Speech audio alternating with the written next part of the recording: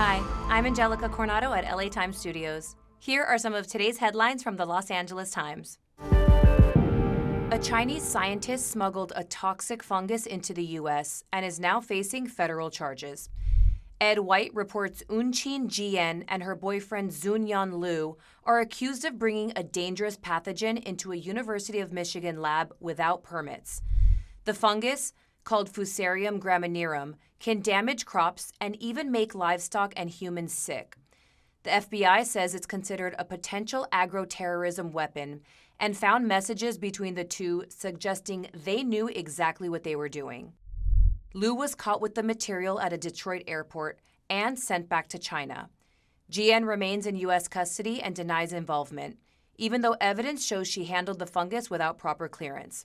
Federal officials call the case a serious national security concern.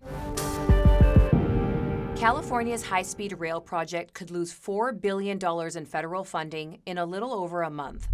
Colleen Shalby reports the Trump administration found no viable path to complete the train after a lengthy investigation.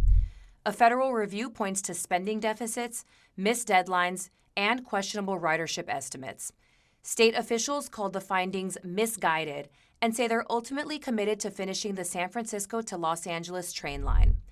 With an estimated budget that's over $100 billion, critics say it's a failure and want to shift funds to other transit projects.